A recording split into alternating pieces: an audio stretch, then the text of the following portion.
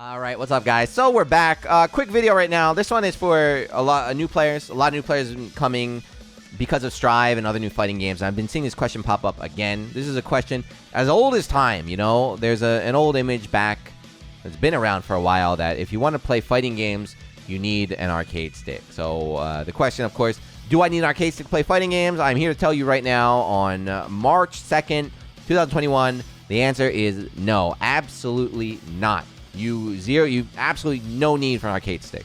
It is 100% preference. So there it is. There is your answer, right? You can leave if you want, but if you want to stick around, let me just talk to you a little bit about it. A lot of people that don't play fighting games, they're very, very casual players. They assume that you can't play well, right? It's like I can only play so far unless I have an arcade stick. If I have an arcade stick, I'm going to be good, right? That's when my real skill is going to be unlocked.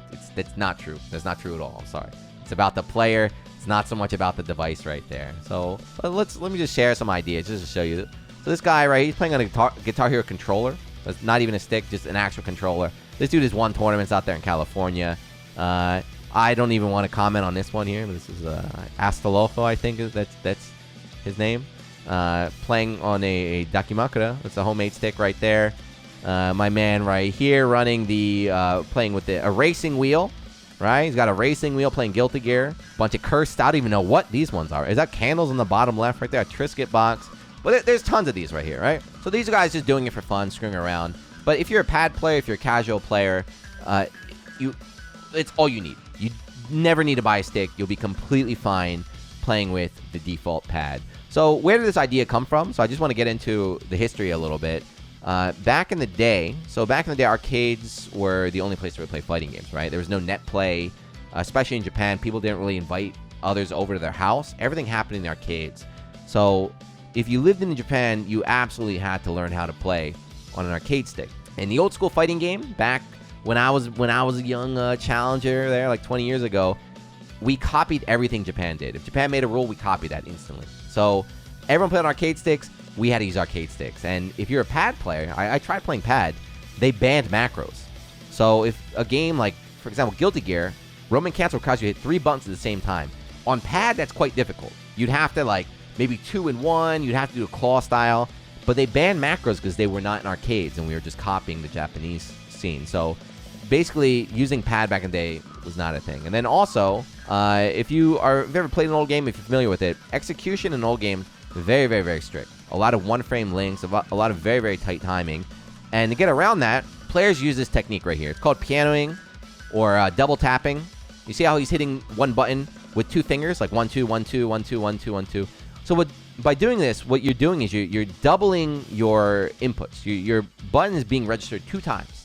So it's a way to kind of combat that very difficult timing. So for example, on Wake Up, right, if you just do a DP on Wake Up with 1 button, right? Let's try a DP motion, 1 button.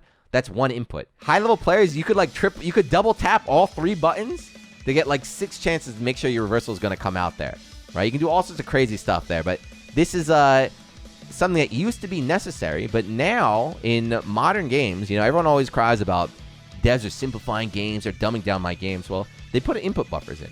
Every modern fighting game has an input buffer.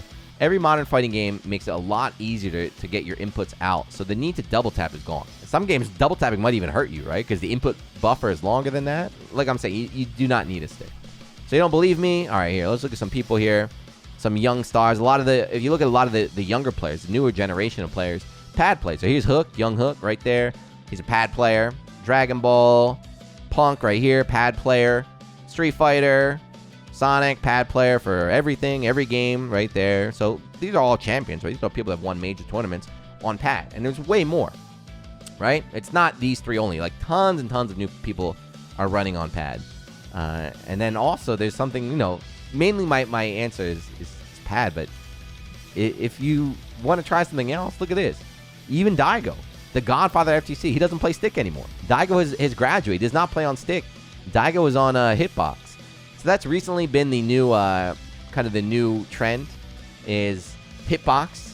And depending on the game, you know, each game is different, but some games like Street Fighter V, hitbox gives you some big advantages. So do you need a hitbox to play the game? No, you don't need to, but Is that like the ultra sweat technique? Yeah, I think hitbox seems to be the way to go. But yeah, that's it. Basically all I want to say. Oh, and I forgot I'm supposed to share. Because people ask me a lot too. Here's my arcade stick. Nice and dirty. You can see all the dirt and sweat from my hands. This is a Victrix stick. It's like $300. Too expensive. I also got a Razer Pantera Evo. This one's very light. I like this one a lot. I like the vanilla Razer Pantera. But yeah, I think I have about like 15 arcade sticks. Every brand, like I think I have every arcade stick out on the market, and none of them are better than the other is what I'm gonna say. None of these. There's no arcade stick that I have that I'm like, I can't play on that one, or like, oh, you want me to play for real? I need to use this one, right? As long as you are comfortable playing on it, any stick is fine. Any stick is absolutely perfect. The good ones. So my advice for you though, if you are gonna get a stick, because if you want it, why not just buy a stick? They're fun to have. If you're going to buy an arcade stick, do not cheap out, though. Do not buy a no-brand stick. Do not go to an electronics store and buy, like, a $50 stick. Do not do that. It sounds like a lot, but a good stick will last you years, so it's okay. But $100 minimum. The Victrix is $300. I don't recommend that. Unless you're balling out and you're trying to impress some people, you don't need to spend that much money. But $100 Razer Pantera Evo goes on sale a lot. There's a couple Hori sticks that are around 100, 120. The Quamba Obsidian is also crystal. Don't get the crystal. I said get the obsidian. But yeah, like Quamba Obsidian is good. These are all sticks that work. You can trust the parts. And like I said, they're going to last you for a long time. So just look at an investment if you want to get it. But yeah, that's it. I'm rambling. Again, just to answer your question, you absolutely 100% do not need an arcade stick to play fighting games. It's not going to make you a better player. It's not going to help you.